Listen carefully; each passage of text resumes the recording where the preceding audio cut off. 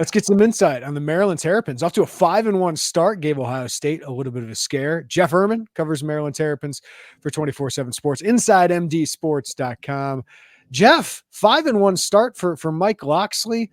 Take me through what's kind of the vibe about this program right now. I think this is kind of a culmination season of a rebuild. You know how it goes when a program is down for a while and you're steadily making improvements in recruiting in terms of the culture, and then you kind of hit that benchmark year where you have maybe your best team in a while. Obviously, it helps to have Taulia Tagovailoa, their best quarterback in decades. You know, that's probably the biggest facet of the whole turnaround. But, you know, there's excitement there. They're 5-1 for the first time since 2013, putting up really big numbers on offense. Defense has been good. At the same time, as everybody knows, they really haven't played a tough schedule, and the one tough team they played, Ohio State, beat them by 20. So that's kind of the caveat to it. But, you know, all in all, it's the best start they've had in a long time. Obviously, Taulia, good bloodlines. We know what his brother's doing in the NFL. But what makes him such an effective Big Ten quarterback? Because I don't know if he's going to win the award, but he's at least in the running and a legitimate contender for Big Ten Offensive Player of the Year. Yeah, I mean, he's experienced, first of all. He knows the system inside and out, so that's huge, obviously. He's, for the most part, a good decision maker. At times, you know, he falls into these mental funks where he'll make a decision and you can see things, you know, confidence going kind of downhill. That happened against Ohio State, obviously. But he's accurate. He spreads the ball around. You know, they don't have any top 10, or actually they have Jayshon Jones, I think, is 7th in the Big Ten in receiving, but otherwise they have 3 more guys all in the top 20. So he really spreads the ball around. He can run a little bit when he needs to. He's not his brother, but, you know, he's still for Maryland, which has really struggled to find good quarterbacks for, you know, 15 years now. He's been a godsend. Yeah. And quietly, Maryland is like wide receiver a little bit out. I mean, Ohio State probably has that in the Big Ten, but Stephon Diggs, people remember Torrey Smith, Darius Hayward-Bay was a top 10 draft pick, right? DJ Moore for my Bears doing really, really well. I don't know if there's a Dante Demas was really good a couple years ago, right? Rakim Jarrett was really good. I don't know if there's that level of talent there, but it feels like it's a really deep group of receivers. Am I wrong? Well, first off, I might have to cut off the interview now since you're a Bears fan and I'm a Commanders fan, and that was one of the more embarrassing losses in history. But I guess I'll continue. They don't have that Diggs kind of guy, but they do have a lot of talented guys. You know, Jayshon Jones, I mentioned, 6-year seniors playing really well. I mean, the guy's torn his ACL twice and looks better than he ever has. Caden Prather, a West Virginia transfer, was one of the best wide receiver transfers in the country. He's been kind of their deep ball, end zone threat kind of guy. You know, they have a lot of Ty Felton, a guy who had 3 touchdowns a couple weeks ago against Indiana. And then Corey Dyches is a tight end. He's one of the better receiving tight ends in the Big Ten. So, you know, there's no elite All-American guy, but there is a lot of talent and speed. And it's not often they've been tested this year offensively, but what have been some issues? So if Illinois' defense, which at times has looked okay, Jeff, if they're going to have any success in limiting Maryland under 30 points, like how are they going to get there? Yeah, it's definitely the running game. You know, the numbers are respectable on paper, but it really hasn't been as good as expected. The passing game has really carried things. Roman Hemby, who broke out for almost 1,000 yards last year as a redshirt freshman, looked like he was a budding star, has been very quiet this season. Locksley said he's been nicked up. No injury has been specified. So, you know, the running game has been decent, but that I would say, you know, is where Illinois might have some hope. Maryland didn't do anything running really against Ohio State, you know, so they've had to rely on the pass. So what you're basically hoping is you shut down the run, you make them pass, and Taulia makes a few mistakes. Are you looking for unique and comfortable Illini gear? Well, Homefield is a premium collegiate apparel based in Indianapolis that emphasizes their commitment to creating incredibly comfortable, officially licensed apparel with vintage college designs. They feature a growing collection of over 150 colleges to choose from, including, of course, the University of Illinois. So go check out homefieldapparel.com because their designs are super unique because they delve into the archives and history of each school using unique logos and iconic moments to create thoughtfully designed apparel. I'm scrolling at homefieldapparel.com right now with their Illini gear, and they have 1989 Fighting Illini basketball long sleeve. They got the Flying Illini logo, the script Illinois. You can get the pants, the joggers, that 1970s script, or a nice hoodie. They got the 80s Illini football helmet, the 2004-05 Illinois basketball logo on a vintage crew neck, the Ringer retro tee, the orange Ringer tee with Fighting Illini basketball on it. Go check these guys out. Because not only is the design fantastic, but these shirts, guys, are incredibly comfortable. Home Field is all about authenticity and nostalgia. So give their site a look. It's not the typical Illinois gear you see. You can find them at homefieldapparel.com, where you can see their selection of colleges available, of course, including Illinois. And guess what? Our listeners get 15% off their first order with discount code Illini23. Again, 15% off at homefieldapparel.com with discount code Illini23. Whether you're looking for Illinois football gear for this season or Illini basketball gear for the coming season, check out homefieldapparel.com.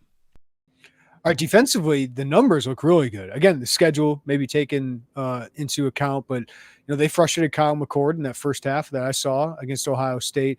So what can you tell me about the defense, the strengths and weaknesses on that side of the ball? Yeah, they've been really opportunistic. They haven't been dominant in terms of just shutting teams down, but they're forcing a ton of turnovers. I think they're fourth nationally in turnover margin. Offense has only committed 3, I think, so far. Defense is, way top 5 nationally in interceptions. So that's been the biggest thing. They've forced a ton of turnovers. Went into Ohio State, I said the biggest thing was they have to win the turnover battle. As cliche as it is, you're not going to pull off that upset. And for the first time this season, they didn't force any. So that would be the biggest thing to know. They've also had a better than expected pass rush. Donnell Brown, a transfer from St. Francis, was the FCS All-American, has been really good. He's got a couple interceptions, a sack, a fumble recovery, so he's been a dynamic addition. I think if you're Illinois, you're also looking at the secondary, and Tarheeb Still, Maryland's best cornerback, was out last week, and they don't have a lot of depth there at corner. That's a position where they struggle at times. So if Illinois can get his passing game going, which I know has been a struggle, then you're hoping maybe if you're Illinois that Still is out again, you can get something going there. Boy, Illinois, Northwestern, Nebraska, and Rutgers all still on this schedule. 10 wins if they win a bowl game isn't outside the realm of possibility. But is this season all about beating one of those top 3 teams in the East? Is that what this is all for with Maryland? I wouldn't say all, but that's a huge aspect. That's what everybody's saying. The fans, they're starting to come out a little bit more. Attendance has gradually gotten better, but it's still not anywhere near what you think it would be for a 5-1 team. So that's the refrain from the fans is, oh yeah, whatever. But as soon as we play Ohio State or Penn State or Michigan, we get killed. I'm not getting fooled again. So that is a huge theme. I think they're 3-25 maybe against those 3 combined since joining the Big Ten. So if they win 9 or 10 games, no one's going to say, oh, that was not a good season. We didn't beat one of those 3, but it'll be, I would say, a little less fulfilling for the fans if you're not able to finally get one of those. So obviously Illinois really, really struggling, Jeff. What's the key for Maryland just to take care of business here? I would say the biggest thing is, avoiding a hangover from Ohio State. That was the big buildup. You lose that game, you can easily overlook Illinois coming off of that because of how they've struggled. So, they'll have to find a way to generate that energy mentally. Maybe it helps. It's a homecoming game. I don't know how good the weather is going to be, how many fans will be there. So that's, that's one aspect. But, I think that mentally, and then just avoiding mistakes. Taulia has these little funks that he goes through, like he did with a couple interceptions against Ohio State that turned the game around. I'm sure they'd love to be able to establish the run. And I think defensively, based on what they did against Ohio State, Ohio State had, I believe, fewer rushing yards in that game than they've had in any game since 2013. So you just want to keep that going. I know Illinois is bringing out a new running back, big boy, 250 pounds, sounds like. So they'll key in on him, and I think they'll probably bring a lot of pressure, try to force some mistakes from Altmaier. right, Jeff, I want to ask you two basketball schools here. Maryland, Kevin Willard, really good first season. What do you expect out of that program this year with really, I have them third in the league. High expectations for this group. I'm with you. I think they're really underrated. A lot of these polls that are on the top 25, which seems like a pretty big oversight to me when you consider, the Big Ten preseason poll came out last week. They had two of the 10 guys named all conference. So if you have 20% of the all conference players, you're probably a little higher. But, regardless, I think that they have potential to be really good. Jameer Young, obviously, was second team all Big Ten last year, tailed off a little bit at the end, still had a great season. And then Julian Reese improved in season faster and more dramatically than probably any player I've ever seen. By the end of the season, he was a legit star. And then you have Dante Scott back, a ton of experience, a guy, while up and down has proven that he can do it. He can score, rebound, and do a little bit of everything. The buzz is that he's looking really good during the offseason. And then you had two really highly touted freshmen, Deshaun Harris-Smith, who some people have picked as the preseason freshman of the year in the Big Ten, and then Jamie Kaiser, another, I think he was the number 60 recruit in the country, really good shooter, a guy who's probably going to start also. So to me, I think they're better than people think, but there are questions about outside shooting, who's going to do it, who's going to make shots outside, and then these bench guys you're relying on, can they take a step forward, and can Julian Reese avoid the foul trouble that just had him on the bench for what seemed like half the games? From the outside, Jeff, it looks like they got two really good fits for their head coaches, football, basketball. Do you feel like they're positioned the best they've been since they've been in the Big Ten?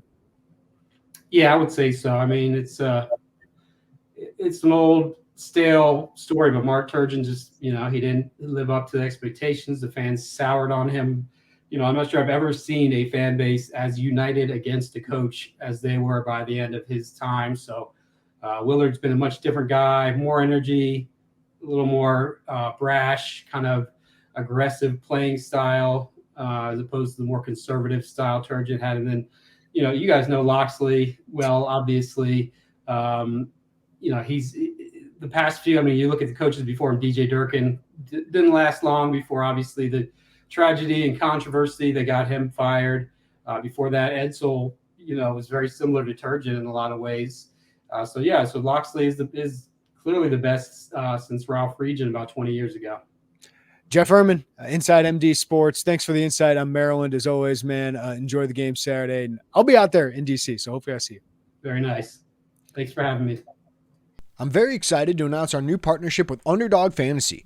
We decided to partner with Underdog because it's the easiest place to play fantasy sports. It's also the fastest growing fantasy app in the industry. Underdog Fantasy has a lot to offer, including their Pick'em game. In Pick'em, you pick whether your favorite players will have a higher or lower stat total in this week's game for a chance to win big. It's so easy to play. Just pick 2 to 5 stats of your favorite players and choose whether they'll go higher or lower. You can 20 times your money by going 5 for 5. They also have a Best Ball Mania. If you think you know football, you got to check this one out. This year's Best Ball Mania has $15 million in total prizes up for grabs, with the winner taking home $3 million. So sign up today with promo code Illini and get your first deposit doubled up to $500. Visit UnderdogFantasy.com or find them in the App Store.